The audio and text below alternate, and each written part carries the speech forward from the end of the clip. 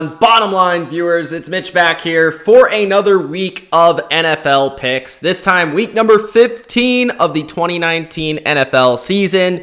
Week 14 featured a ton of epic matchups. We had the game of the year in the New Orleans Saints and the San Francisco 49ers. Another excellent game between the Chiefs and the Patriots in Gillette Stadium. And a few other big games in both the AFC and the NFC, kind of determining the playoffs, seedings. Dallas Cowboys dropping another game on Thursday Night Football to the Chicago Bears. The Tennessee Titans basically both putting themselves in a position to beat the Texans and win the AFC South and eliminating the Oakland Raiders. And the Houston Texans themselves dropping a game that nobody expected them to lose 1 week after beating the Patriots. So AFC, NFC, everything's getting very interesting, and it's almost playoff time. And it is almost playoff or the finals of your fantasy championship. So it's week number 15 here in the NFL, and I'm excited to make more picks.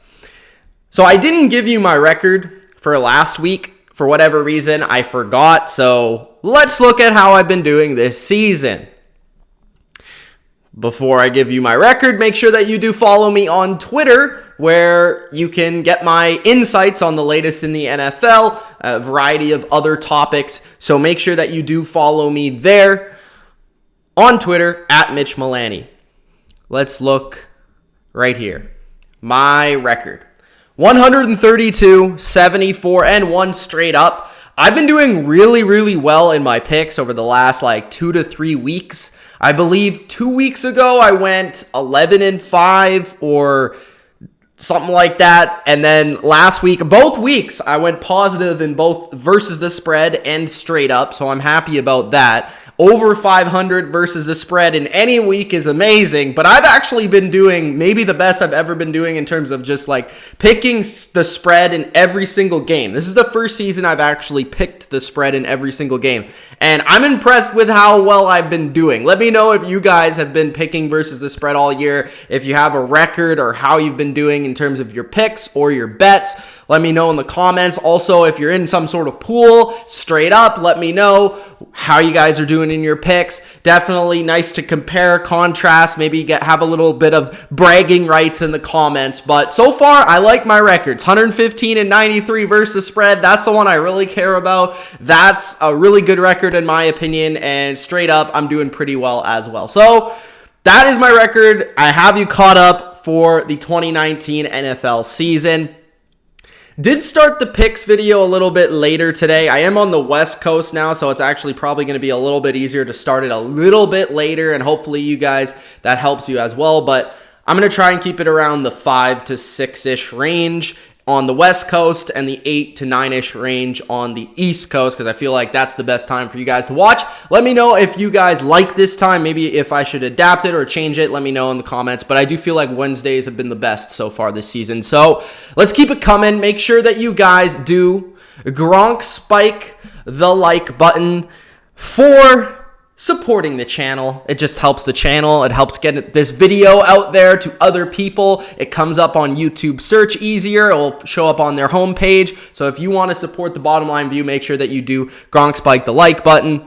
Also, if you haven't already and you're just checking out the Bottom Line View for the first time, subscribe to the channel for NFL videos pretty much every single day, especially around this time of year, and NFL content on all teams, NFL analysis on all teams, picks every week, fantasy football content.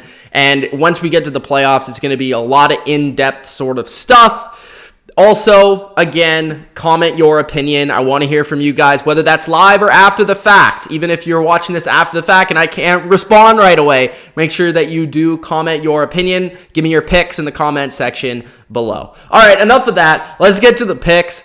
Let's start on Thursday Night Football. Thursday Night Football features actually a pretty interesting game. It's the New York Jets at the Baltimore Ravens. Mitch, why is this an interesting game? Well, this is an interesting game because this actually features the number one rushing offense in football versus the number one rushing defense in all of football. And typically, it's still a mismatch when you have a team like the Ravens, who are arguably, if not the best team in football, and they're at home, and they're facing an undermanned Jets team that's not very good and kind of underperformed this season.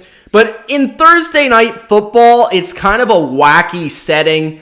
Obviously, teams don't have as much time to rest. Teams don't have as much time to prepare. So obviously, the coaching advantage, I don't know whether it's actually means more or it actually means less. Like, that's an interesting question. Does it mean more to be on Thursday Night Football in terms of the coach, or less? Because you have less time to prepare. So does that magnify the amount of coaching that you need to do, or does that take away all the preparation you could possibly have in a full week? That's an interesting question to add. But regardless, the Ravens, they're a little bit banged up. Jets, they're a little bit banged up. But I think this is an interesting game from the perspective of the rushing offense versus the rushing defense. So let's take a look at it. So the Ravens, they're first in run DVOA this season.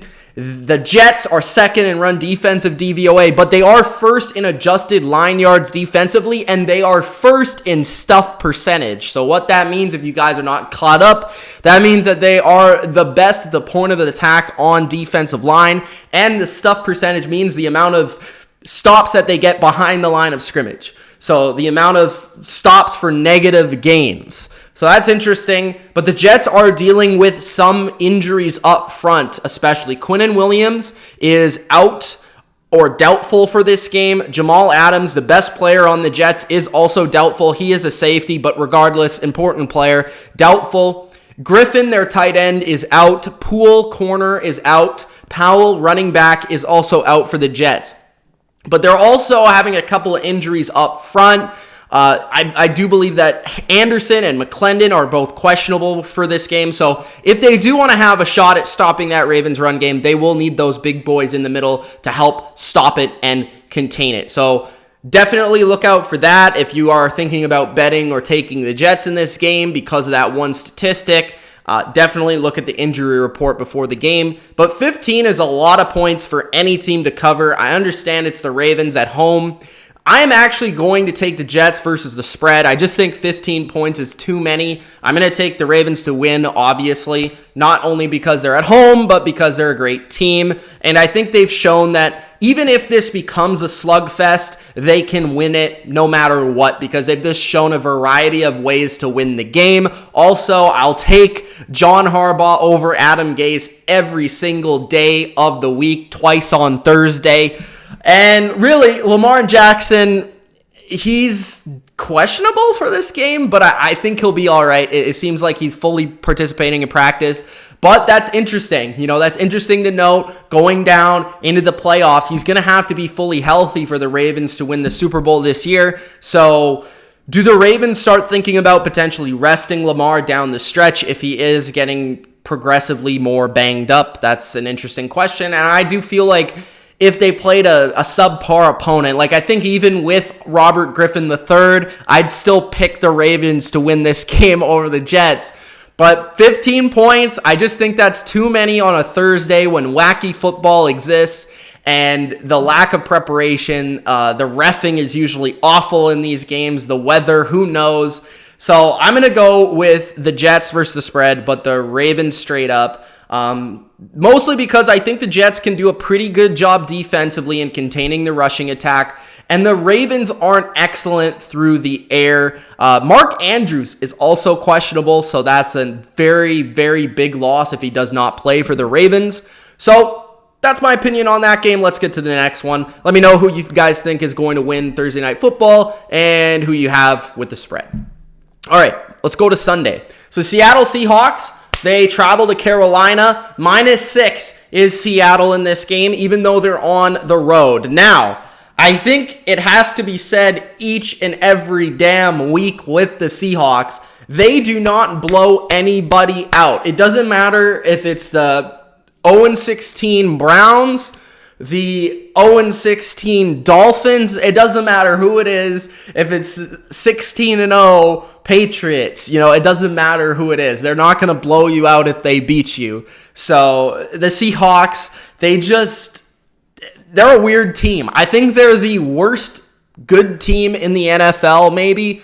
I think it's between them and the Packers, but it's just the way that they don't win games by more than a touchdown. Like, seriously, it's been a trend over the since I would say about 2015 or so with the Seahawks, where they consistently put themselves in bad positions and they find a way to still end up making the game at least competitive, if not winning the game. This season, I believe there's a certain stat where they've played 6 to 8 games. I'm not sure on the exact number, but 6 to 8 games where they've been trailing and then they've been able to come back and win like 6 out of 7 or 6 out of 8 of those games, which is absolutely insane, and I don't think that's sustainable. So I think if the Seahawks want to be a legitimate threat to the NFC and the Super Bowl, they need to definitely get better in terms of they need to have a couple of blowout wins, and they need to be better at the start of games, because really, they're a poor starting team. So when we look at this matchup, they play the Carolina Panthers, and this is certainly a game that I would say has the capability of being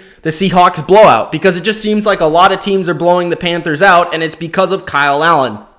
Kyle Allen was great when he took over for Cam initially, but then teams kind of figured out that all he really does is dink and dunk. He doesn't really have a big arm. He's not going to push the ball down the field. It's basically McCaffrey or bust for this team. And, DJ Moore, Curtis Samuel, they're nice options, but it's not like there's teams that can't handle those players. And when you pressure Kyle Allen, that's when he truly has made the mistakes. Let's look at some of these stats. So Allen, he actually has a 7 touchdown to 8 interception touchdown to interception ratio over the past 5 losses. He also has been sacked 24 times in those games.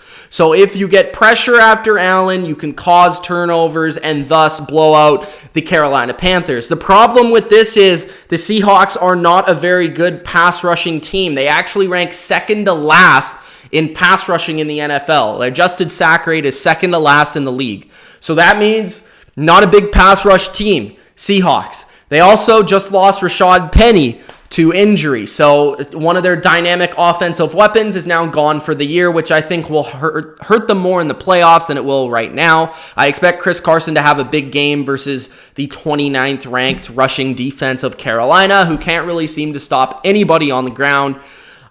I also think that Bobby Wagner and KJ Wright should be the perfect type of linebacker to at least contain Christian McCaffrey in both the passing game and the running game. Seattle is much better versus the run than they are versus the pass. They are, I believe, at the bottom 5 versus the pass, but they are in their 13th versus the run. So Seahawks are much better versus the run than they are the pass. Also, a couple other notes. Little did not practice today. Jarrell McCoy did not practice today. Greg Olsen is back, so that's interesting for the Carolina Panthers.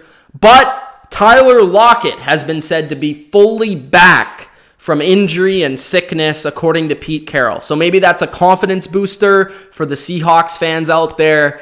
I'm going to take the Seahawks to win. I will also take the Seahawks to cover.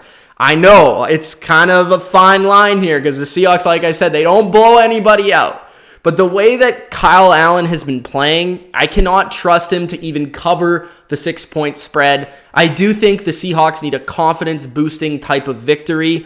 And as long as they can keep the pass rush of Burns and of Addison off the back of Russell Wilson, I think they can do that by running the football with Chris Carson and then hitting some big plays down the field off of the running game, and that's been effective versus Carolina. So I see the Seahawks winning this game. I see the Seahawks covering this game, and I see the Seahawks getting one of their better wins of the season. I expect it, and if they don't, I'll be a little bit upset.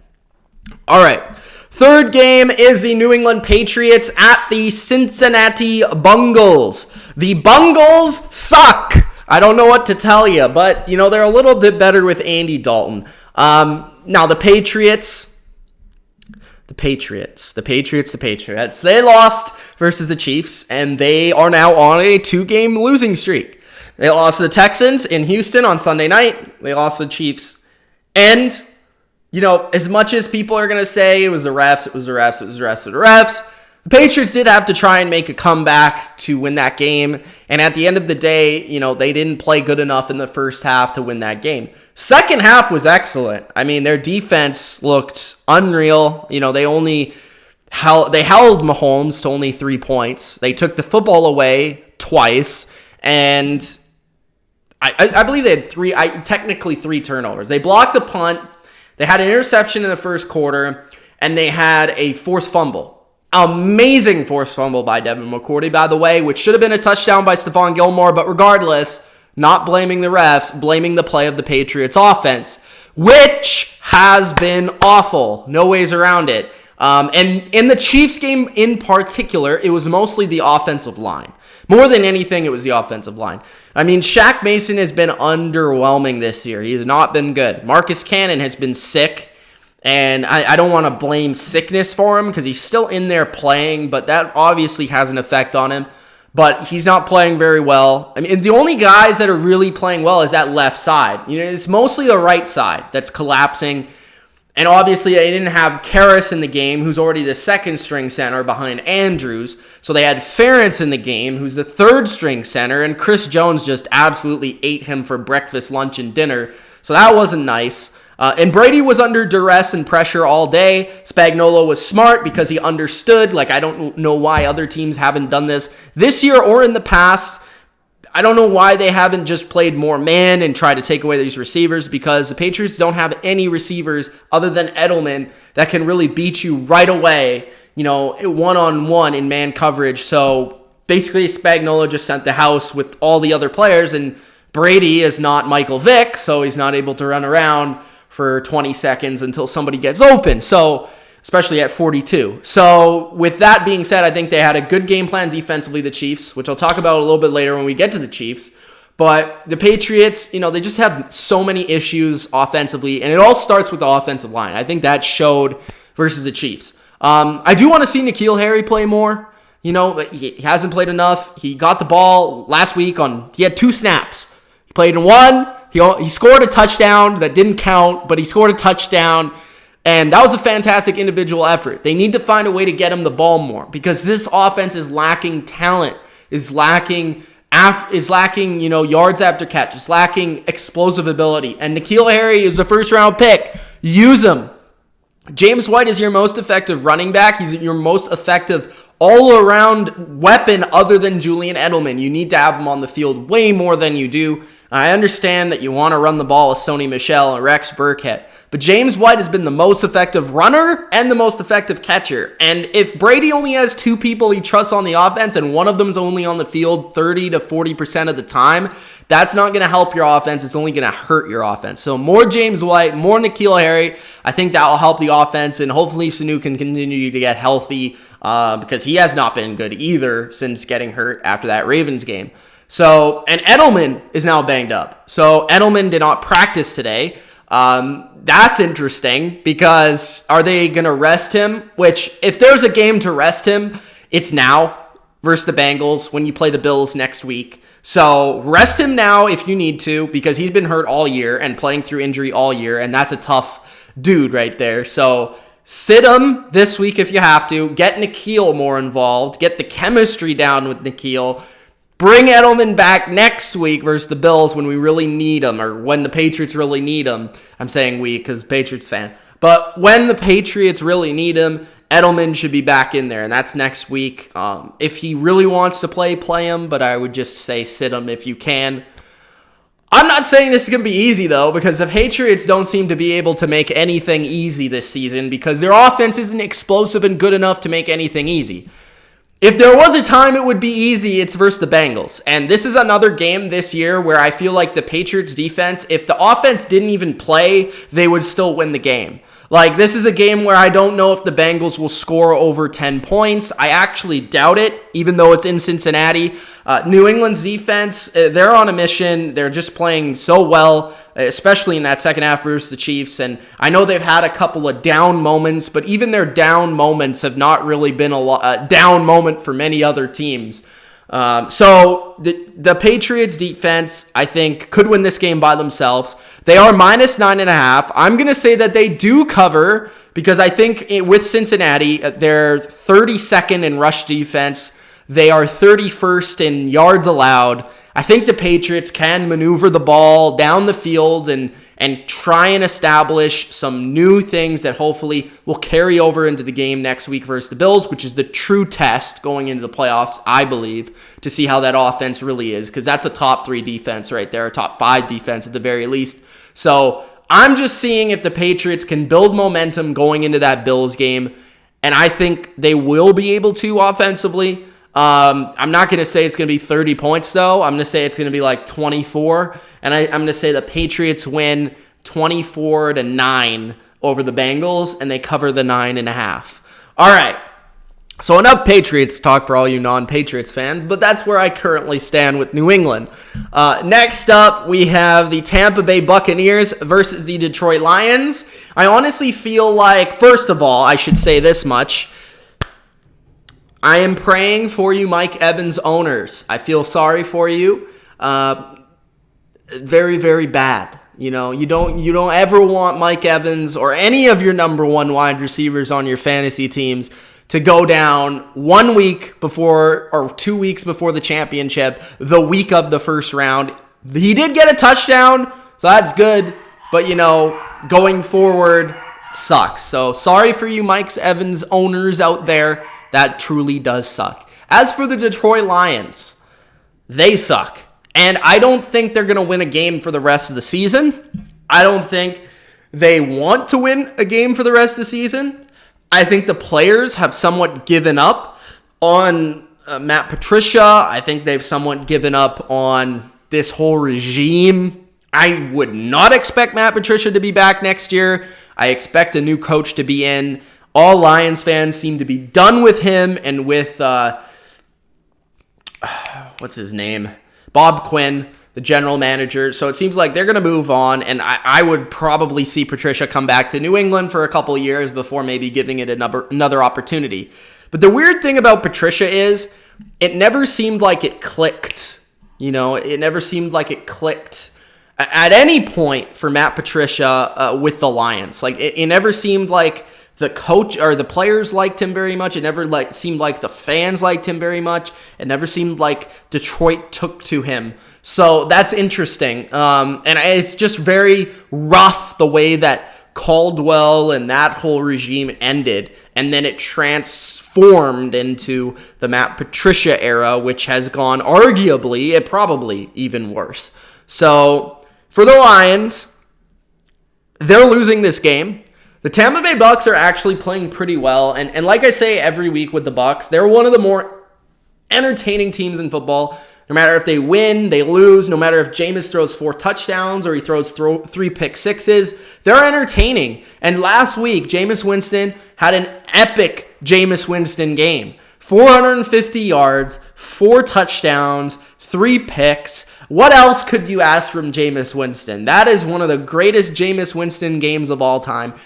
And it doesn't matter if Mike Evans is out or not because he's going to throw it up. Rashad Perryman would be a nice pickup out there. I would take a chance on, Cam Brate or O.J. Howard. As many Bucks receivers or targets you could get your hands on, I would try and get my hands on them because they're going to pass the ball. And Detroit is terrible at defending basically everything, including the pass. I think the Bucks win this game. I think the Bucks are they're playing with a little bit more heart, a little bit more passion, and even though their season is over, I think that they're playing pretty good football. They beat the Colts. Their defense still sucks, but it's not like the Lions have an offense, especially without Marvin Jones now, to really take advantage of the Bucks defense. So I'm going to say that the Bucks win, and I'm also going to say that the Bucks cover. Could a potential Lions crazy upset happen? Yes. But I don't think anyone would really care regardless. I'm going to go with the Bucks by more than 3.5 points. Next, the Chicago Bears at the Green Bay Packers. So, one of the positives that I have not being in school at the moment is I'm able to go back and I'm able to watch a lot of the games that I missed over the weekend. And one of the games I wanted to go watch was the Green Bay Packers versus the Washington Redskins. And what I noticed in that game was that the Packers are not a very good team. Specifically, I do not think they're as good as their record suggests. I think Aaron Rodgers is still good. I think Aaron Jones is good. I think Devontae Adams is good. And I think that their two edge rushers are very good in Zadarius Smith and Preston Smith. Outside of that, I don't see this team really having much. I mean, Adrian Amos is good too, and Martinez is good. I don't want to make it seem like they have no talent on their team or no coaching or anything like that. I just think they're a little bit overrated. I'm gonna put that out there. And I've said it for a week or two now. I feel like the Packers are one of these one and done teams in the playoffs. I kind of have a feeling about that. I don't think their defense is good enough. And what I took away from both sides of the ball in that game is, first, the Packers still struggle to stop the run. Even when they play a team like Washington that only runs the ball and doesn't have a passing threat, they still are not able to contain the run. They should have blown the Redskins out in that game, and they didn't. They allowed the Redskins to come back. Pretty much what happened was Green Bay was up 14-0 in the first quarter, and Washington won the rest of the game. And they still won the game, and they slipped by. But they didn't win it in a way that I would say was sexy or a way that would impress me. It was not impressive. They should be blowing out teams like the Redskins. When you look at the offensive side of the ball, for the Packers, Aaron Rodgers, I've noticed that, especially versus the Redskins, I mean, his first read wasn't open. He was having to go from his first read to his second read, scramble out the pocket, go to his third read. It was a lot like Tom Brady and the Patriots. And what I've noticed is that it's all Aaron Jones. It's Aaron Jones, and then they'll pass it. Like, it's really, if they can run the ball, then you're in trouble. But if you can find a way to stop Aaron Jones or contain the running game of the Packers, then you can contain their passing attack, because they don't really have a lot of talent outside of Adams. And it's easy to take them away. I notice a lot of man coverage is easy if you could put certain zones in the concepts they like to run.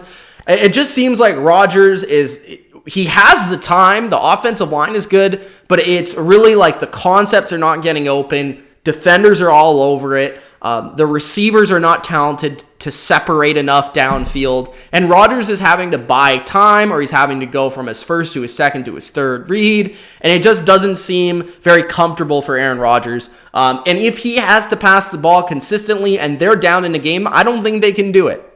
So when looking at Chicago, coming off Mitch Trubisky's best game of the season versus Dallas, I think this is going to be a really, really good game. The first week of the season was 10-3 for Green Bay in Chicago. Green Bay has typically beat Chicago in this series with Aaron Rodgers, and Green Bay has typically been the better team overall. I think the Bears are going to win. Honestly, I think the Bears are going to win this game. I know it's in Lambeau Field. I just kind of have a feeling that the Bears are going to win this game. I really like what I saw from the Bears offense last week. I think they've committed themselves to running the ball more. I think Mitch Trubisky last week was a little bit more decisive in where he wanted to throw the ball and calm, and he just was making the right read for once and was playing well.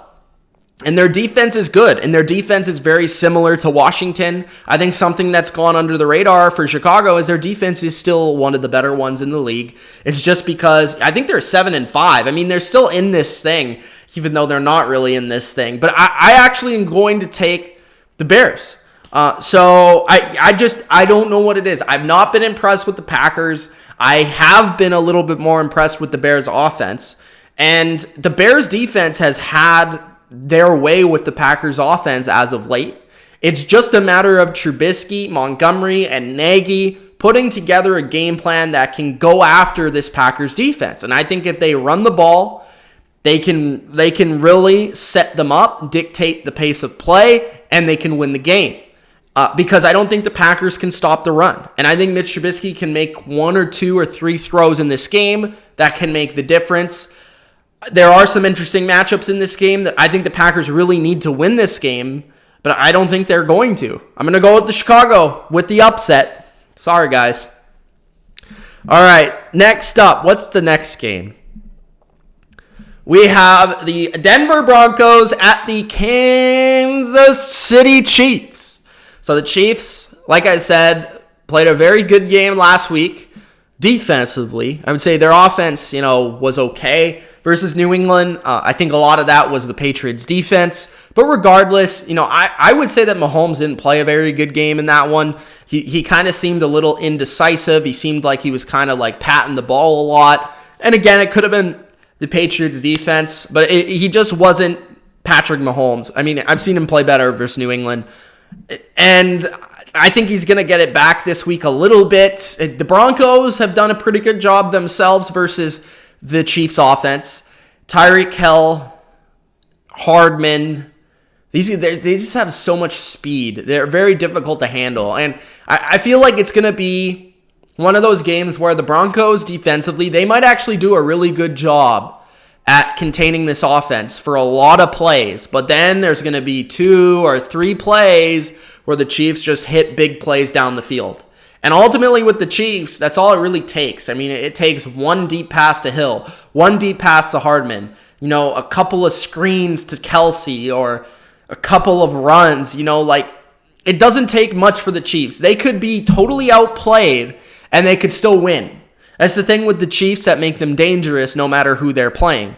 Defensively, I've been impressed with the Chiefs, not only in the Patriots game, but the Raiders game. Over the course of this season, they've played a lot better. And Chris Jones is playing like an elite player, as he did last year. Tyrann Mathieu has been a blessing for this secondary.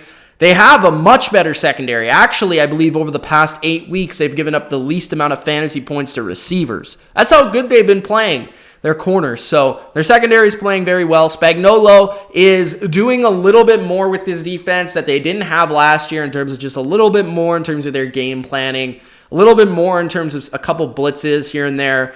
Nothing too crazy, but just enough to get them where they want to go. And I said this in my top 10 video. I feel like the Chiefs are an underrated team because they were missing Mahomes for a large majority of the season, or I want to say 4 weeks there, where they dropped one game to the Packers that they probably would have won with Mahomes. They beat the Vikings. Nobody talked about that. They beat the Vikings without the MVP of football. So the Chiefs are a good team, and they're even better than their record suggests, in my opinion. I think they win this game. I want to say with the Broncos, one other game that I was able to go back and watch was the Broncos game versus the Houston Texans, because first I wanted to see what the heck happened to the Texans. Well, I knew that the Broncos defense was good, so I wasn't too, confuzzled about that. And they were missing Will Fuller, so that's something that typically comes back and bites them. When Will Fuller is not healthy, they're a totally different offense. Second thing, Drew Lock was awesome in that game. I mean, he was dicing and slicing. I mean, he looked like young Jay Cutler in that game. That's what he looked like. His arm angles, his athleticism, his accuracy, his arm strength, his decisiveness, his right decision making for a young quarterback, for a guy that was tagged as very raw coming out of the draft, was very impressive. And I really like the Broncos going forward. I think if Vic Fangio can somehow win some of these close games that they've lost, and it's his first year as a head coach, he'll learn from it. Locke is a promising young quarterback with talent. Noah Fant is a beast. I mean, he was a problem for the Texans. I think he's questionable in this game, so that's interesting. Cortland Sutton's a monster. We know this. Phillip Lindsay is one of the best young running backs in the league, most explosive running backs. They have Freeman as well. Offensive line still could use some work. Defense is good. They could still add a couple of pieces.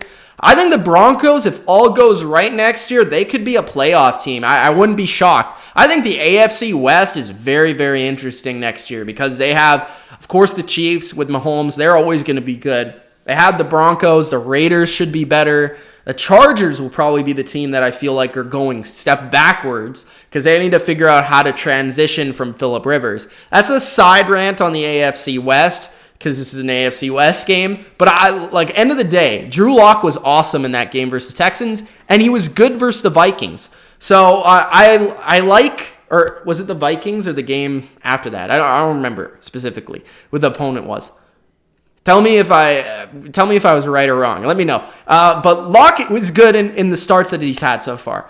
So this game is interesting. I think this game will actually be more challenging for the Chiefs than people expect it to be. But it's in Kansas City.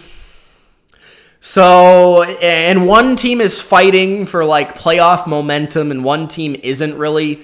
I might take the Broncos to cover this, but I don't know the status of some of their players, so I kind of want to hold off on it. So for now, I'm going to say Kansas City wins and they cover, but I might actually change the spread pick because, like I said, the Broncos, they've been going under the radar. They've been playing some good football, so especially with Drew Lock. So I'm going to say that this is a closer game than people expect, but it still might be just because Kansas City's so explosive. It might be like a 14-point win, but an entertaining game nonetheless.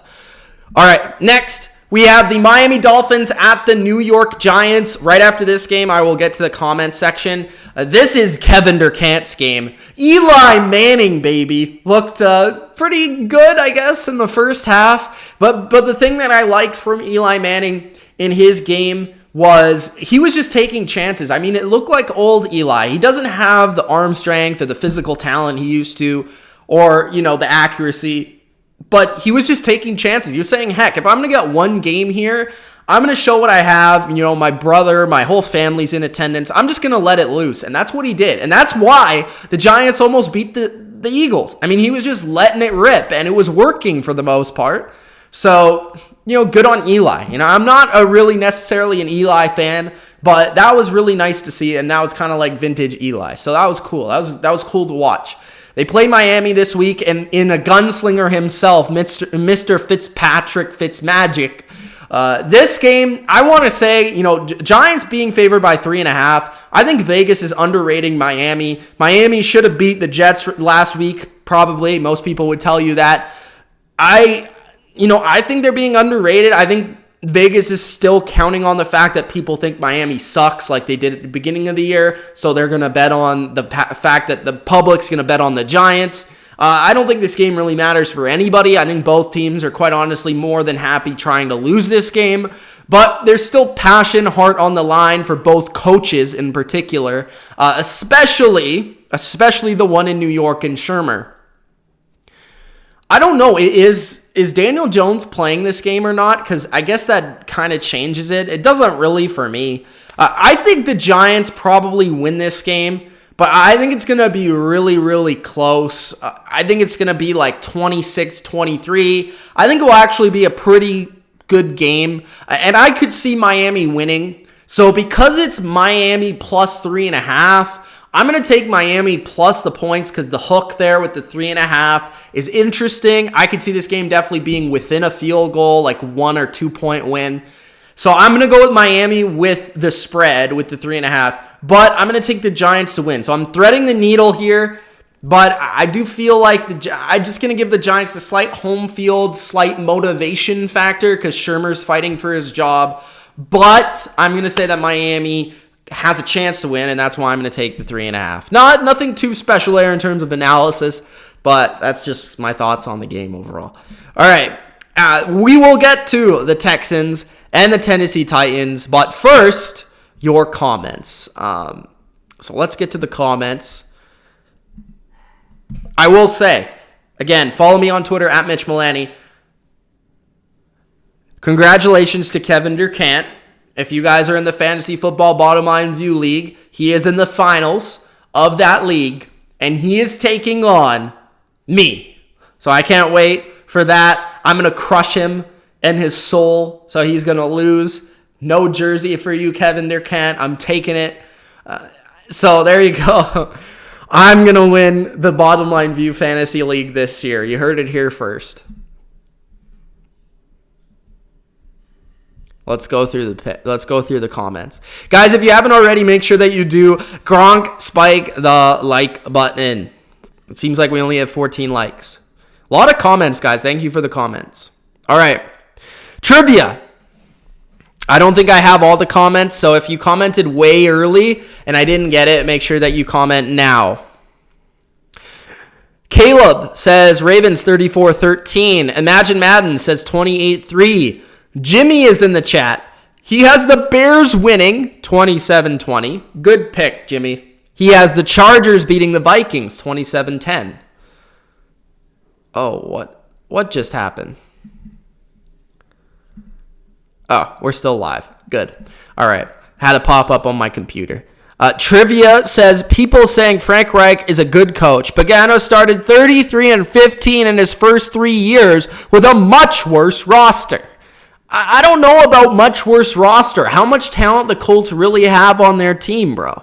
I mean, they have a good offensive line, an okay defense, no skill position players of any note, and their quarterback is no longer there. And I will remind you that Pagano had Mr. Andrew Luck. And as much as I like Jacoby Brissett, Andrew Luck is much better than Jacoby. So there you go. Also, I will say Chuck Pagano wasn't a terrible coach the way some people want to say he was. He had a few bad moments, definitely, but I don't think he was an awful coach. And he's showing that in Chicago. Pretty good defensive coordinator. Imagine Madden says Jets 17, Ravens 14. Zane leaves a bunch of fruit. Hot Take Hockey says, which Hawks game are you going to? I'm going to the 49ers game. The last game of the season. Ravens 28, Jets 17, says Ishmael, I believe is how you pronounce his name, but I could be wrong.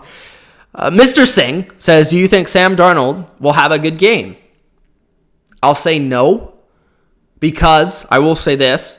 Baltimore has been very impressive with their blitz packages, their man coverage behind it, and I think if there's any team out there that could replicate what the Patriots did to Darnold in terms of their zero pressure looks, I think it could be the Ravens, and we saw that they implemented a lot of those versus Josh Allen, so I'd expect to see a lot of it versus Darnold. Now, Darnold should be better prepared this time around and shouldn't be seeing ghosts, but I don't expect him to have a great game.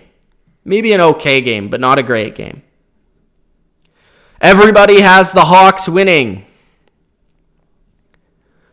Ultra says, Russell Wilson has been struggling the last month. Seahawks win, though, 28-17. I think part of that has been Tyler Lockett. Sammy says Seahawks 23-14. Yeah, so everybody has a Seahawk. Hot Take says Seahawks going to pounce on them by 14.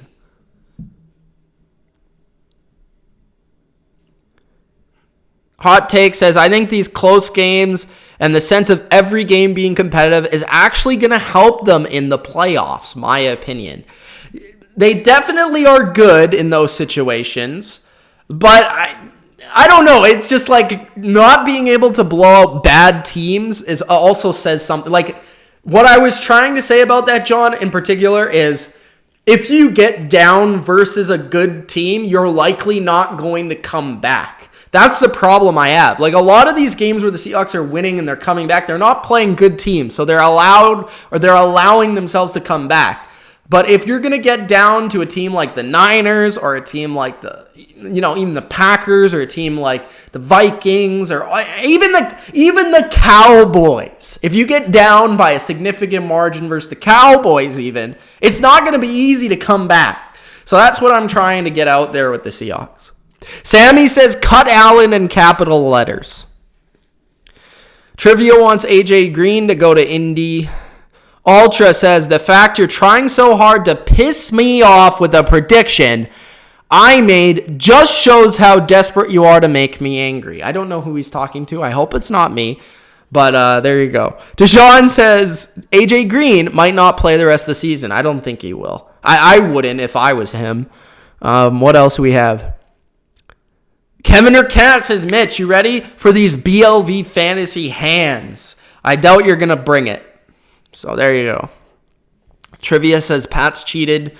They cheated. They cheated. And then Kevin Durkant says, Pats are cheaters. Deshaun says, New England cheated. Trivia says, Deflategate. Awesome Zone says, I have the Patriots by 24. I hope you're right, man. Imagine Man says, Patriots 14-6. Ultra says Patriots will win in spite of all 11 players on offense. Kevin Durkant says imagine cheating. Imagine Madden responds by saying Pats are not cheaters. Bodo says the secret filmers win 28-17. I will say N'Keal Harry scores a touchdown. Deshaun says James White, 2 touchdown receptions.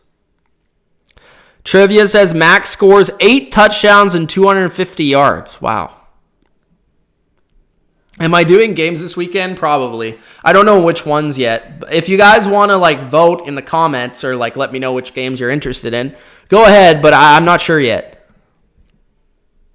I'm pretty sure I'm going to be doing games. I just don't know which ones. Bills Mafia says Pats have only Spygate and this incident for evidence of cheating.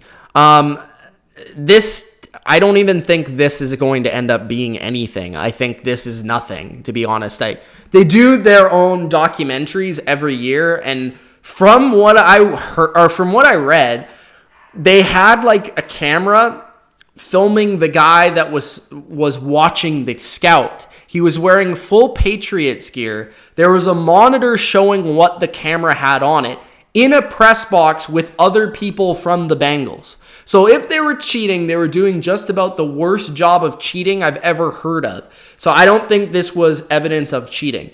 Now, Spygate was evidence of cheating only because the rule didn't exist that season. It actually got taken off that week that they were caught cheating. So technically they were caught cheating. But actually before that, Spygate was allowed. The technicalities of what they were doing in Spygate was allowed before 2007 week 1. That's when the rule got stopped. Deflategate didn't exist. It's been proven by scientists. So there you go. That's my take. I should play you in Madden. We'll have Madden. I don't know. When you guys want to play Madden, we'll get it done. Robert9 says, how long have you been a Patriots fan?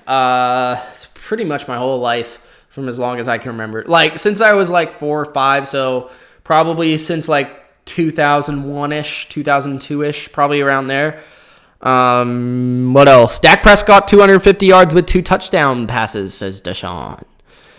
That's an interesting game, Rams-Cowboys. I might actually do a live stream of that game. That's a good game. Caleb Starr says this is an easy cover for the Bucks.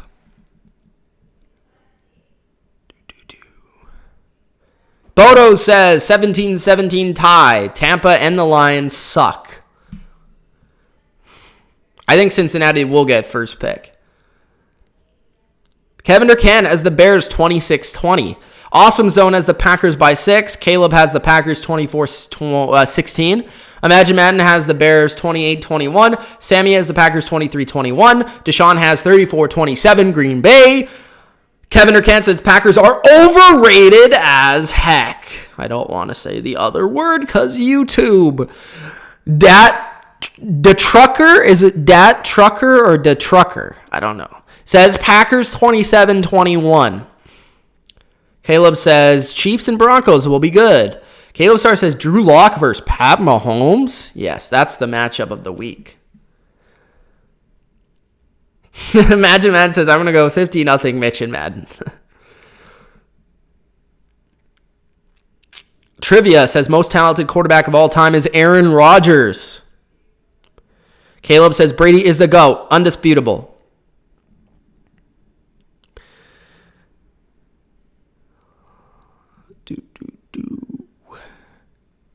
Deshaun says 30-14 Chiefs win versus Drew Lock and the Broncos.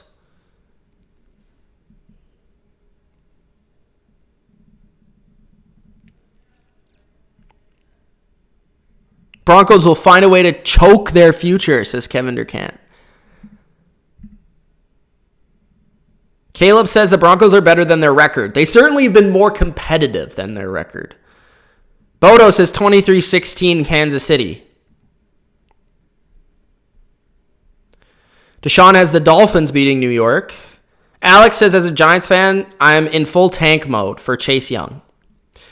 Says Pat Shurmur was the reason the Giants lost. Havana says, Mitch, how bad are bandwagon Pats fans for booing a 10-3 team? How many all switched teams once Brady and Bill are gone? Okay, I see it from both perspectives. On one side, I would never boo the Patriots. On the second side, I understand why they're booing the Patriots, because this is a team with Super Bowl expectations that have an awful offense. So I could understand both sides. I personally would be on the left side, which would say I would never boo them because of their past history and experiences. But at the same time, I kind of understand it. I think other fans saying that they can boo their team and the Patriots fans not being able to is a little bit hypocritical, though, because, if you are a Patriots fan and you boo your team as of right now, then you'd probably want to boo the Patriots as well if you were a Patriots fan. So it's kind of an interesting discussion, and it's hard to ever know, but I would never boo the Patriots. That's where I stand. Mr. Singh says Dak is going to have his worst game this season, while Jared Goff will have a great game. Bold prediction. Deshaun, I'm gonna let you guys vote on which games I should stream. I'll probably do one, maybe two this weekend, and we'll see. John says, do you think the Bears will win out? That would involve me looking at the Bears' schedule. So let's look at the Bears' schedule. So they play the Packers, the Chiefs, and the Vikings. I'm going to say they win one of those games, and I pick them to beat the Packers. If they don't beat the Packers, I'll say that they beat the Vikings. So they'll win one of those games. All right. Let's get back to the picks. And now I have to find where I was. So I just did that game. Houston Texans at the Tennessee Titans. Titans are -3. Another game I went back to watch was the Tennessee Titans and the Oakland Raiders. The Oakland Raiders are a team that's dealing with a lot of injuries, and I think they were a team that was with their last gasp, last breath, and the Titans just took it right out of their mouth. The Titans, they are impressive. I was really impressed with what I saw from the Titans in that game. Derrick Henry is a monster. I think he's definitely in the conversation for a top 10 running back in the league. And like I've said many times, I've never been a fan of Derrick Henry. I just don't like those type of running backs. I don't like power bruiser type running backs. I've always been like a quickness, shifty pass catcher type of guy personally. But Derrick Henry is a beast, and the way that they utilize him in the running game is very creative, and they have a very diverse rushing attack. They run from pistol, they run from under center, they use 2 tight end looks, they use 3 receiver looks, they pitch it to them, they use counters. They pass it to him in the screen game. He's not a very dynamic receiver. He basically, the only time he catches the ball is on swing passes or on screens. But when he gets momentum going, he's almost impossible to bring down with one guy. And he falls forward every time. There's a number of times in games where it's 3rd and 3 and he'll get 2 yards, but his body will get past the first down marker because 1, he's ginormous, and 2, he'll fall over the defender and get the first down. He's a beast, and I don't think he gets enough recognition. And actually, when I do my Pro Bowl voting, I'll most likely be voting for him to get in the Pro Bowl. Second thing, their defense is very creative. I don't think they have as much talent as they started off this season. Their rookie first-round pick, Simmons, showed up with a sack. Jarrell Casey is a monster. They have some pretty underrated linebackers with Brown. I want to say his name is. Is it Brown? And Evans. And, yeah, they're a good defense. I don't think they're a great defense, but they do some things very well. They take the football away. They stop the run pretty well. Raiders are a difficult team to stop the run versus, which I'll talk about the Raiders in a bit. But Titans, offensively, Tannehill is playing really well. I mean, he's making plays under pressure. He's making plays with his feet. He's making the right decisions. And then AJ Brown is a specimen. Like, this guy is a beast. He looks like DK Metcalf. Like, if DK Metcalf was not in that draft, we would be looking at shirtless pictures of AJ Brown. Like, guy is a monster. So he's huge. I mean, he looks like Josh Gordon with bigger shoulder pads. And he's fast, and he's tough, and he's good down the field. Tannehill seems to put the ball on him well. Jonnu Smith's pretty underrated at tight end. They have this fullback, number 41. He made an incredible catch in that game. He's athletic. He can run people over. He's another weapon that they use. Corey Davis is still in there. Like, this offense is underrated, and the offensive line is playing a lot better. They're able to stay balanced. They're able to run play action well. I've really been impressed with the Titans offense, and I think that makes them much more of a threat going forward because, yeah, maybe their defense isn't as good as it was last year, but they don't need to be because their offense is actually explosive. Their offense is making plays. Their offense is able to keep the ball away from other offenses, and they can definitely win a ball control type of game, and they have good coaching. So I like the Titans a lot. On the other side of things, the Texans are so inconsistent. I don't know what Texans team is going to show up on a given week. This time they play in Tennessee. They should be motivated after losing to the Broncos. But a lot of what the Broncos did offensively will show up in this game with the Titans. I think the Titans will score points in this game. And it will be up to Deshaun Watson to counter because the Broncos, they utilize Noah Fant a lot. I could see Jonnu Smith getting involved there. You know, Cortland Sutton and A.J. Brown. I mean, same sort of offenses as well, same sort of schemes. And Derrick Henry doing a lot of same things Lindsey was doing. I could see them replicating that game plan and putting it with their talent. So I think the Titans will score at least 24 points. I think they're going to score at least 24 to 30 points. And it's going to be on the offense of the Texans. And I think the Texans' offensive line, one thing I took away from that Broncos game is they played well in that game. They played well versus the Patriots. They've been a lot better recently. It's more Deshaun Watson holding on to the ball too long at this point and just taking sacks where they really get in trouble in terms of pressure. They need Will Fuller, though. If Will Fuller is not playing in this game, I'm 100% taking the Titans. No doubts in my mind.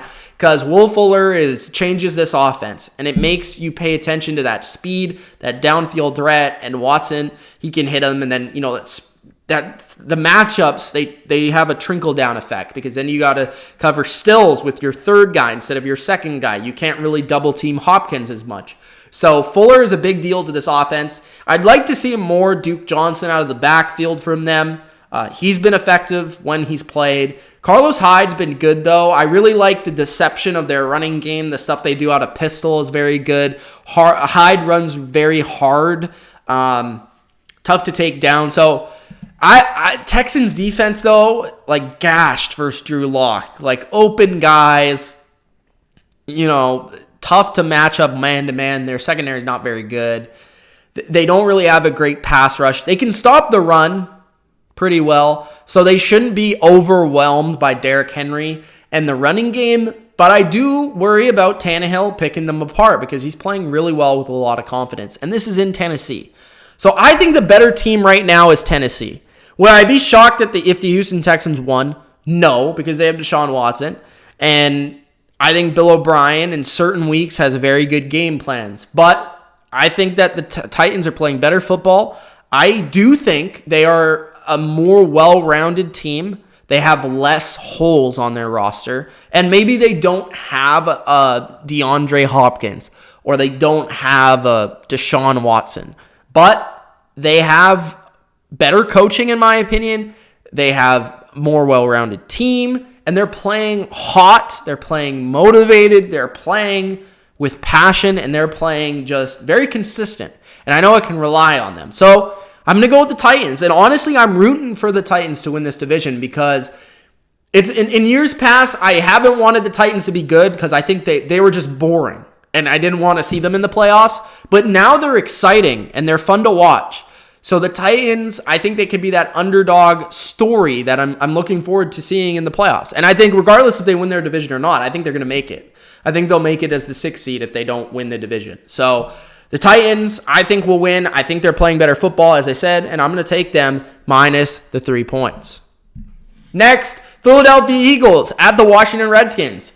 Philadelphia is minus 4.5. Very tricky number. Washington, their offense is just, they lack any sort of playmakers outside of Scary Terry. And Adrian Peterson is your second best playmaker on their offense. That says a lot. He's like 140 years old.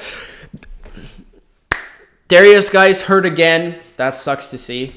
But defense, they got Ryan Kerrigan back last week. They're not too bad. I think they actually will give the Eagles some problems because, like I've said for a few weeks now, the Eagles' offense is just very slow. They're not very explosive, and all they really do well is run with Sanders or dump to Sanders and then pass to Zach Ertz for 10 yards or under, and they have to beat you with long drives and with meticulous play calling and very good design and Carson Wentz scrambling and making things happen. Not a lot of it is just pure talent, and not a lot of it is speed and big plays. So the Redskins, if they just play in front of them, if they stop the run relatively well, this game will be close. But I think the Eagles, first, they're more motivated.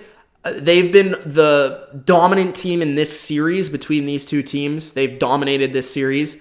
Third thing, Carson Wentz is a lot better than...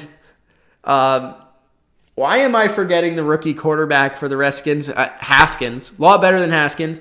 And even though their offense hasn't been great, I still feel like Wentz is pretty good. I don't think a lot of it is his fault. And their defense is still pretty good. You know, they gave up some big plays to the Giants, but once they settled down, they were a lot better. And they can stop the run very well. So the Redskins, they shouldn't be able to get that offense going, forcing them in a lot of third and longs. And I think Schwartz versus a young quarterback is a bad recipe for Washington. So I'm going to go with the Eagles. This game in week 1 was a shootout. That was with Case Keenum, though, at quarterback and a lot healthier. Redskins, I think this game is going to be the opposite. I could see it being like 17-13. I could see it being like 17-10, something like that. I'm going to take the Eagles to win. I will also take the Eagles to cover, although I think it's going to be pretty close to this number, just because I could see the Eagles like getting a pick 6 or a fumble for a touchdown, winning like 20-7. Like I could see something like that. Like I don't think the Redskins are going to have much success on offense. So I'm going to go with the Eagles to win and to cover. Next, the Cleveland Browns at the Arizona Cardinals in the game that sure was exciting when the schedule opened, but it's a game that doesn't matter whatsoever. I like Kyler Murray. I actually like him more than I like Baker Mayfield. The Cardinals are at home. Odell, whole thing going on with him. Sports hernia, wanting to be traded, hopefully to New England. Defense for Cleveland is all right. It's better than the Cardinals. They have a good running game. That's the deciding factor for me. I think Nick Chubb and Kareem Hunt have been a consistent constant on the Cleveland Browns. Chubb and Hunt. And I think that's the difference in this game. That's it. Cleveland will win because they have Chubb and they have Hunt and they have a running game. And the Cardinals, just a little bit less reliable defense and not as many playmakers on their offense. So I'm going to go with Cleveland to win. They should win this game, and I will take them to cover. Next, the Jacksonville Jags at the Oakland Raiders. The Jags suck. It doesn't matter who plays quarterback for them. Finally, Vegas is seeing that they suck. They've lost like 6 games in a row by 17 plus points, something like that. And Minshew Mania couldn't save them. Their defense is awful. Their offense is not good.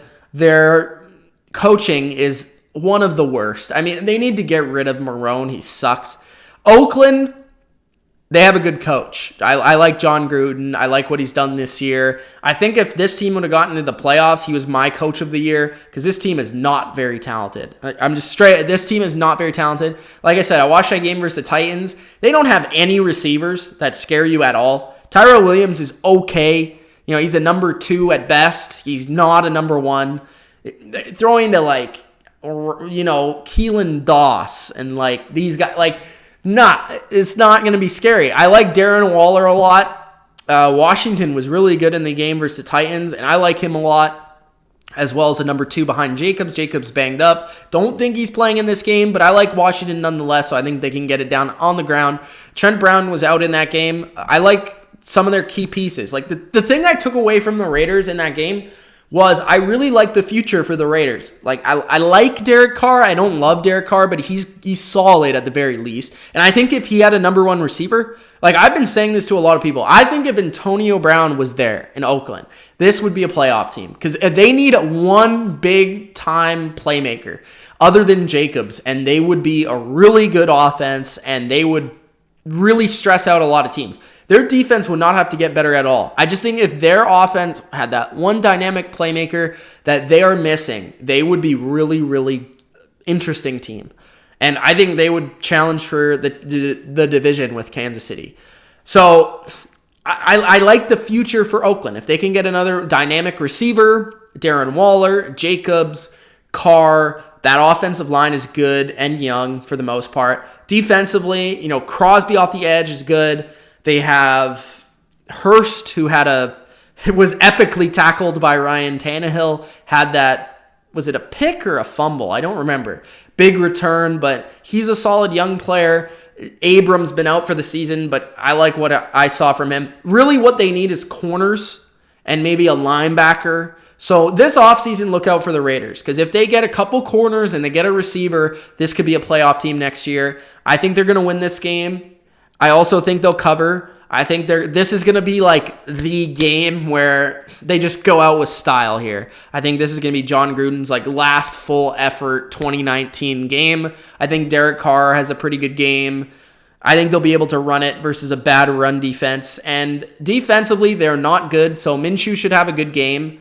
But I think that the Raiders are just better. You know what? 6.5 is interesting. I think the Raiders are going to win for sure. The Jags suck, though. I can't pick them to cover, can I? I don't trust the Raiders' defense. That's the thing. Okay, I'll take the 6.5. I think that might be too many points just because the Raiders' secondary is so bad.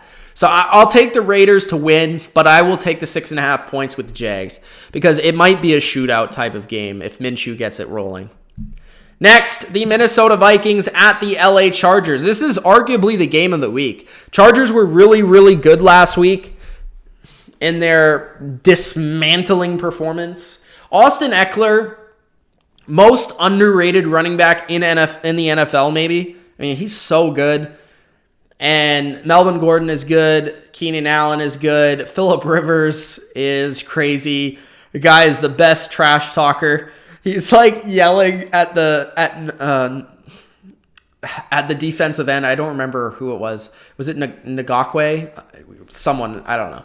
I think it was Ngakwe. But anyways, Phillip Rivers yelling at the defensive end and just chirps all day.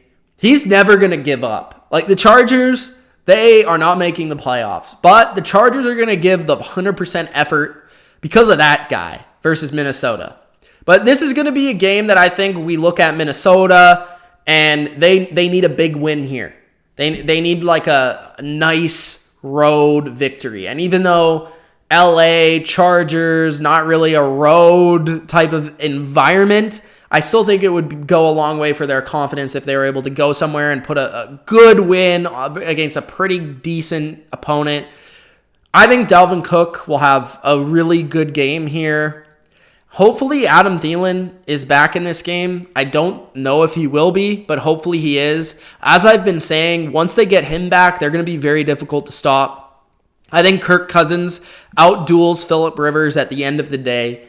And I think the Vikings will win this game. I think the Vikings will cover. But this will be a very entertaining game. And I wouldn't be shocked if the Chargers did make this very entertaining to the end where Rivers is trying to make a comeback. But I think the Vikings, I can trust their defense enough. And I can trust the fact that they really need to keep winning in order to get a home game in the playoffs. And they need to hope that the Packers lose another game other than the game that they play against them. So I'm going to go with the Vikings to win and the Vikings to cover. I'm high on the Vikings, so I'm gonna stick with that.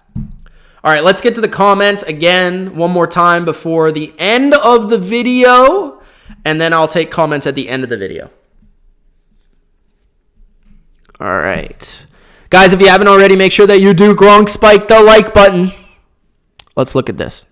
So, Kevin Durkant. Where's Kevin Durkant? Says, fins up, baby. 24-20. Give us that W.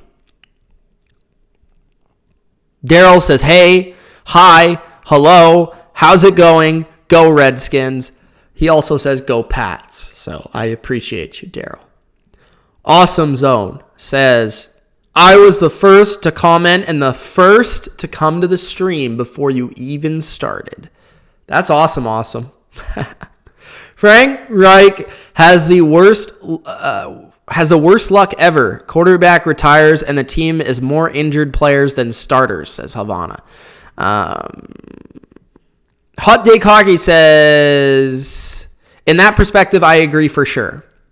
Talking about why I think the Seahawks need to stop giving leads to other teams and start better.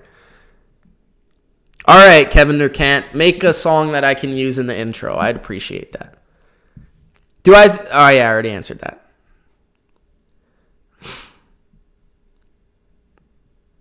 Damn. These comments. Crazy. Ultra says Baker is the last quarterback I'd ever want. Dude has flaws on and off the field. Sammy has the Raiders 29-7. Durkant has the Raiders 42-13. Graham says, what's up, bro? Trap game of the week. I got the Chargers over the Vikings, says the Packers fan. Very interesting. I don't think it's a trap game. Ultra says, watching back, Bears over Packers? Are you a closet Vikings fan? No. I just think they're going to win.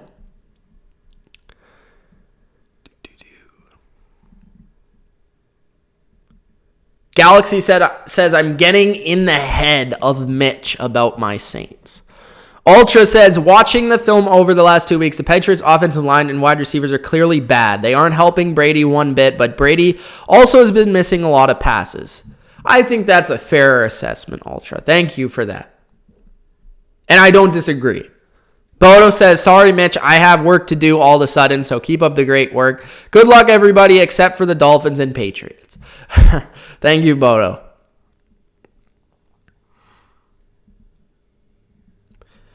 Eagles 23-20, says Ultra.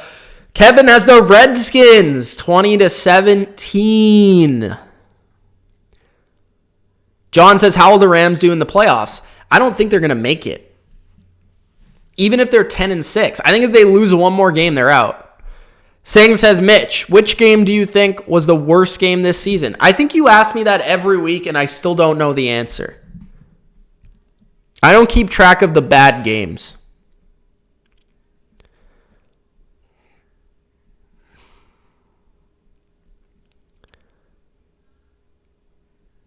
Ultra says, Jimmy G is the hottest quarterback in football right now, outside of Lamar. Also, he's literally the hottest quarterback in football. John Collins says, is Tom Brady getting worse, on the decline, or is his current offensive line just horrible? I think Tom Brady is worse than he used to be, but the offensive line is not helping. The receivers are not helping, and the running game is non-existent. I mean, there's a lot of reasons the Patriots' offense sucks. There's never one reason an offense sucks. You know, it's not never one thing. It's usually a variety of things. I think Tom Brady, because he doesn't trust his protection or his receivers, sometimes he misses some throws. or he anticipates a guy being open and he isn't, certain things like that. But I also think, with the lack of separation, it makes him hold the ball, which makes the offensive line worse. And then the receivers, sometimes they're open, but the offensive line isn't able to protect long enough. So Brady's not able to hit them, and he has to throw it in the ground or get sacked. So there's a lot of reasons. And I think it all starts with their offensive line playing better. Turtle says, Gronk spiked that like button. Robot says, Myers has hands of stone. Turtle has the Cowboys winning. I can write the lyrics. Standard, Montgomery or Mixon? I'll go with Montgomery. And Vikings defense or Bucks defense? I'll go with the Vikings because Phillip Rivers is prone to throwing interceptions. So I'll go with them. No, I haven't got the Steelers and Bills yet. Who is better trash talker, Sherman or Ramsey? Ramsey is better on the field. Sherman is better off the field.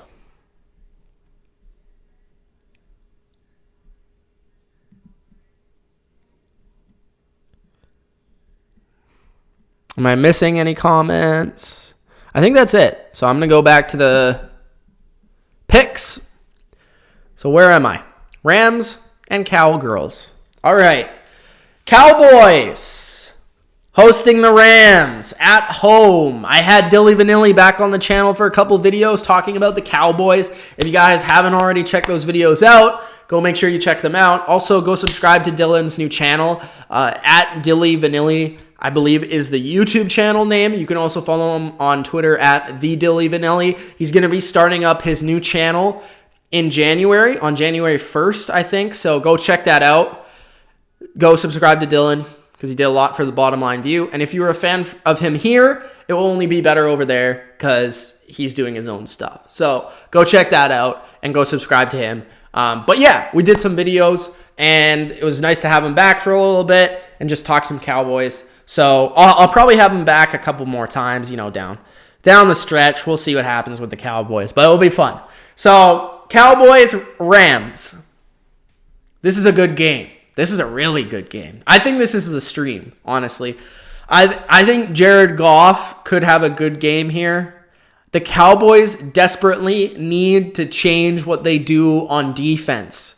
They're too simple. They do the same things over and over, and good offenses, good schemers take advantage of it. And Sean McVay's a good offense of mind. He's a good schemer. And we saw last playoffs that he kept them off balance all game.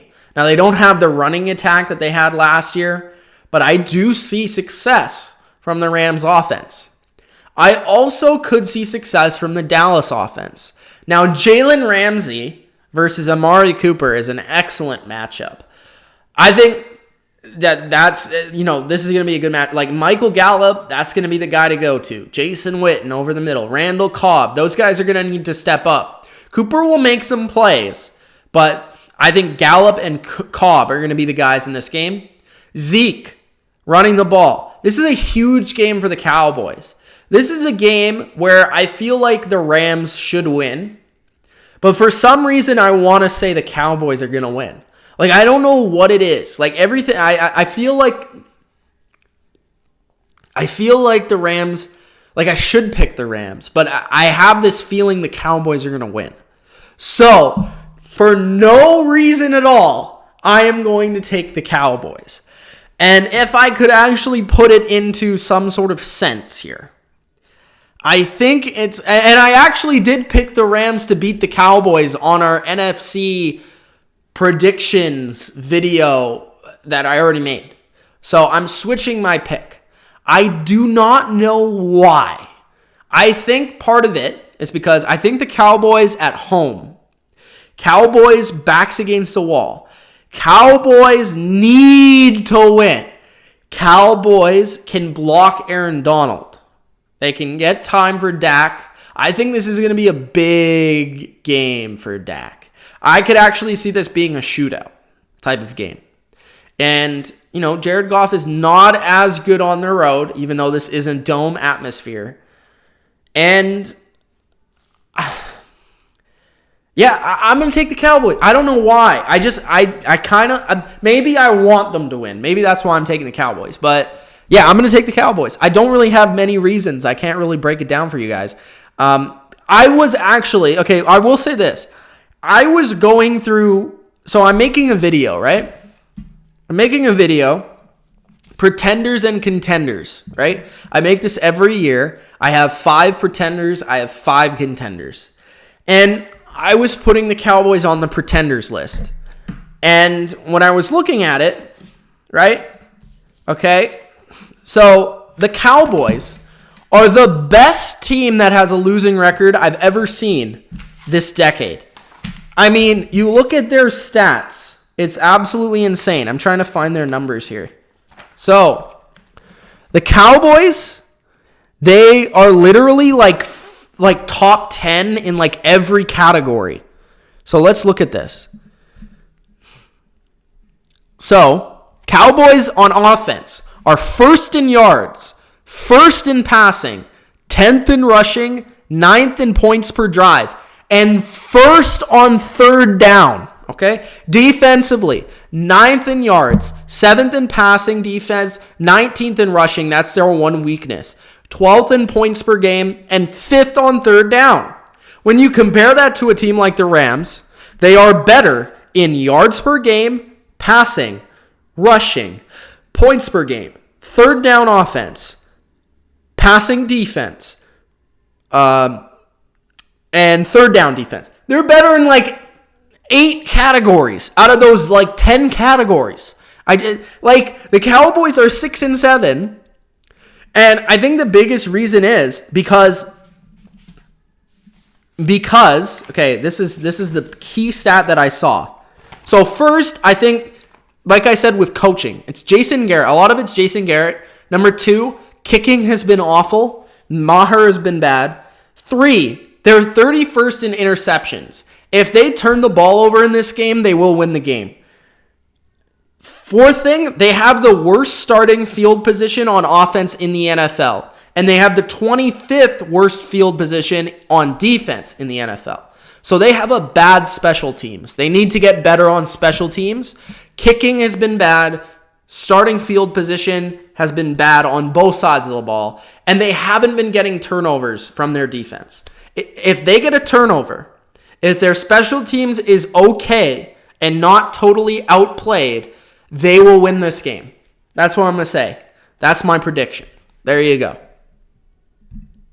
Next, Atlanta at the San Francisco 49ers, and that video will be coming out hopefully Friday, I'm thinking. I've done all the research for it, and I have my papers here, writing down all this information, three papers. You see that? So I'm getting ready to make that video. But we have the Atlanta Falcons at the San Francisco 49ers. This spread is San Francisco -11. I will let you guys know that I've already placed technically 4 bets. I've placed 2 bets.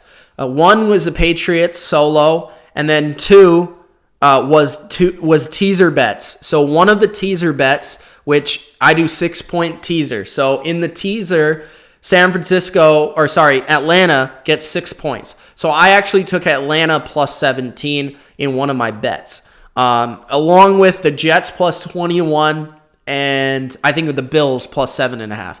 I'll talk about the Bills game when I get to it, but I like Atlanta in this game a little bit. I don't think they're going to win, but I think this game's going to be close. And I actually wouldn't be surprised if this game was a trap game for San Francisco, considering they just won the biggest game of their year. They went into New Orleans and won. It was in overtime, and they have a lot of injuries. San Francisco has a lot of injuries, and it's starting to add up. And that really sucks. Richburg's out for the year. That's a big loss for the playoffs, more so than anything. Now, Ridley is out for Atlanta, but we've seen that Dan Quinn has been getting the best out of these players. They're fighting hard. They're playing hard. And Atlanta's offense is playing pretty well. I do see it being a mismatch in terms of San Francisco's defensive line versus Atlanta's offensive line. But I do think that guys like Julio, Hooper, they could have some pretty good games here and attack this defense a little bit. And the defense for Atlanta is not so bad. They're very fast. They played better recently. So I think that Atlanta can keep this within 11 points. I think this is going to be one of those games where San Francisco, they don't really put their full 100% heart into it. They're kind of just trying to get to the bigger games. They understand they're a playoff team, and they might overlook Atlanta a little bit. Now, if you're a 49ers fan, you hope they don't, but there's usually one or two of these type of games a year, and the 49ers have just gone through a really tough stretch, and now all of a sudden they play a team like Atlanta who doesn't really look like they're too good, right? But Atlanta is a team that can give a lot of teams issues if they, in certain areas, and they've been playing a lot harder, a lot better recently. So I think San Francisco will win, but I think San Francisco will cover. I think this is going to be a game where San Francisco will have to come from behind and win, or San Francisco will win by a field goal or maybe a last-second touchdown. I would be pretty surprised if San Francisco blew the doors off of Atlanta. I think this would be pretty surprising because of the injuries and because of all the reasons I already suggested. So I'm going to go with San Francisco to win, but I think Atlanta keeps it pretty close, or at least within within 11, 10 points. So I'm going to go Atlanta with the points, but San Francisco to win. Next, we have the Buffalo Bills at the Pittsburgh Steelers. This right here is arguably the game of the week. I personally think it's the Cowboys and the Rams, but I think this is number 2. This is a great game. Sunday Night Football. It got changed to Sunday Night Football. So we have the Bills and the Steelers. I think this is 2 of the top 5 defenses in all of football. This over-under is pretty low, which suggests it's going to be a pretty low-scoring game. Where is the over-under here? I'm trying to find it. Does it not say? Let me see. Okay. So the over-under is 36.5. So that would be what? 20 to 17 would be over. So that's pretty low number. 36.5. Between 2 of the better defenses in the league. The game is in Pittsburgh. Pittsburgh is -2 currently. Looking at this game, Pittsburgh, if they want to win, I think they need to find a way to establish the run, or not establish the run, but run the ball. And they have not been able to run the ball very well versus just about anybody this year, and that kind of hurts their chances to win. Juju, I believe, might be trying to come back in this game, which would be big for them. They just lack a lot of playmakers on the offensive side of the ball. I think Buffalo will keep them under 20 at the very least. I think it will be hard for them to score over 13, in my opinion, Pittsburgh. Hodges has played pretty well, don't get me wrong, but I just don't see the talent to overcome a very good defense in Buffalo, even though the game is on the road. Buffalo obviously knows what's ahead of them. They need to win this game. The Steelers need to win this game as well. This is a massive game in the AFC wildcard race. But Buffalo is also looking at the fact that they, maybe could be the AFC East winner, but it's doubtful, but maybe. So I think Buffalo is going to win. And the reason why I think Buffalo is going to win is because I think Buffalo has a better, more dynamic offense. And they have a better quarterback who makes a lot of big plays. He can, extend plays, his big arm down the field, Josh Allen, to John Brown, Cole Beasley. These guys have been reliable. Singletary, their running game has been a lot better than Pittsburgh's.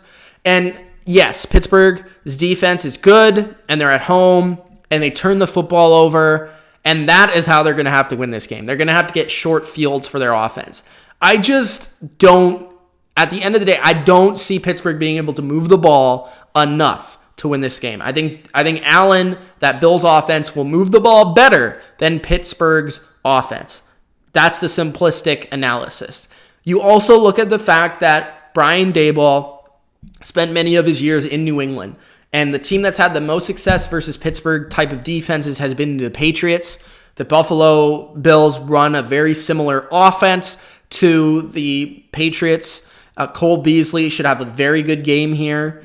I would expect John Brown to have a few catches. I think Knox could have a good game. Singletary will have a decent enough game. And Allen, you always have to worry about him running. I think the biggest thing with Buffalo is they need to protect Allen. That was a huge weakness for them last week. Baltimore had 6 sacks on Josh Allen. They need to provide him time, which won't be easy to do. But I don't think it's going to be easy for Pittsburgh to do just about anything through the air, on the ground, protect, run block versus Buffalo. They're a very good defense, and they can take the ball away as well. So I just think Buffalo's the better team. I think Buffalo's the more dynamic offense. I think Buffalo has a better quarterback. I would say the coaching is pretty even. So I'm going to go with Buffalo, even though they are on the road. And, of course, I will also take the 2 points.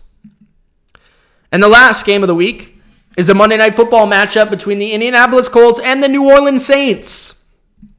I'm taking the Saints. Pretty obvious. They're a better team. They don't really have a ton to play for, I guess, but they still do have somewhat. I guess they have home field to play for. They're hoping for San Francisco to lose a game or two here so that they can get home field. So I guess that also. But I have a question. Has the Saints played 18 home games this year? Have they played on the road yet this year? I swear I have not seen a game where they have played on the road. And every single primetime game they play is at home. What's up with that, Turtle? Let me know. I think this is cheating. Anyways, Saints are minus 9.5. I think they'll win. I also think they'll cover. Reason being is I think the Saints, if they're good at anything on defense, it's stopping the run. The Colts, they need to run the ball to be successful on offense because they do not have any targets or any sort of explosive ability on offense. And yes, they scored 35 versus Tampa, but that's not going to happen versus the Saints because they do defend the pass better. Marshawn Lattimore, whoever he's on, it's going to be a race, whether that's Pascal or Hilton if he tries to play. I doubt that. So I think the Saints defense is the reason why they cover because I don't think the Saints defense is stressed out by anything the Colts will attempt to do in this game. And then you look at the other side of the ball and Jameis just absolutely lit up the Colts defense. I think Drew Brees, Sean Payton will come up with a nice game plan where they're able to dink and dunk this cover 2 defense of the Colts. And like I said, I think the Colts defense is okay. It's not great. When they play great quarterbacks, they're able to dissect them. Or even great play callers, they're able to create big plays versus this scheme. I think the Saints win. I think the Saints cover. I'm going to say it's going to be by 14 to 17 points that the Saints win. Something like 34-17, 34-20 maybe for the Saints. Pretty easy, breezy win for Drew Breezy. So there you go. Week 15 picks. Week 15 preview for the 2019 season. Those are my picks. Let me know what you guys have in the comments section. If you haven't already, Gronk spike the like button, subscribe to the channel. Let's check out the comments for one last time, and then we'll be out. Again, guys, if you haven't already, Gronk spike the like button. And now I'm loading for some reason. All right, there we go.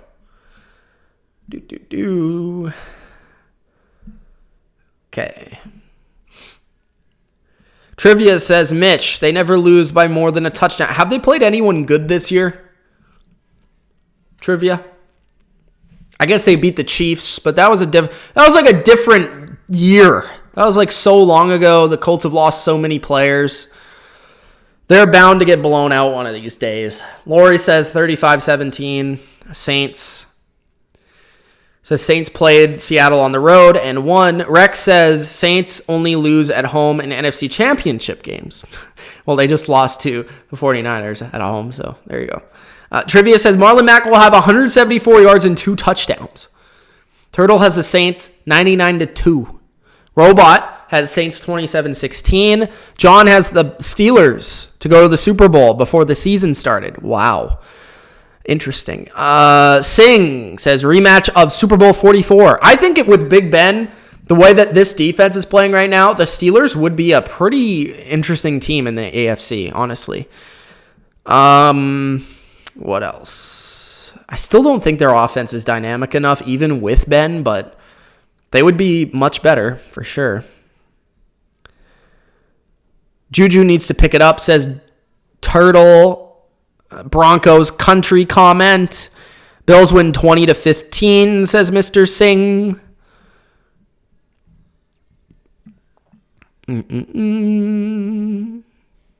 Rex says it'll be close. I will say this, though. Atlanta plays better against divisional teams. Don't expect them to play San Francisco as close as they do New Orleans. Awesome Zone says, Gronk spiked the like button. Turtle says, can somebody say trap game? Robot Guy says 49ers by 700 billion. Rex says Niners will win. The spread is too big, though. Turtle has Atlanta 31-27. Kevin has Niners 38-17. Rex says at least 85 Bears won the Super Bowl. So no, I don't get sick of it. It's much worse when your team is really good and loses the Super Bowl. That's true. John Collins says, I'm a Chicago Bears fan. However, does the general NFL universe get tired of hearing about the 85 Bears narrative? It is a little bit too talked about, considering the Bears have been in the NFL for that many years and they only talk about one team. Like, I'd like to talk about other teams in the Bears history, but, and the defense. Like, every time there's a great defense, everyone's like, oh, it's the 85 Bears. Like, there's other great defenses in history, too. But it's always the 85 Bears. Maybe it was something about the 80s, something about that team. Don't really know what it is, but they were a great defense. Don't get me wrong. I'm just saying. You got to stream the Bills versus Steelers, man. Maybe I will. We'll see. Maybe I'll see if I can get Mike, too, to watch the game with me. He's a Steelers fan. Graham says, can you please leave a link to Dilly's channel, please? If you actually go to the videos that I have him in, Graham, you can go check those videos out, and you can go click on the links there. And then I won't have to post it now. Or you could just search up on YouTube, Dilly Vanilli, and he'll pop up.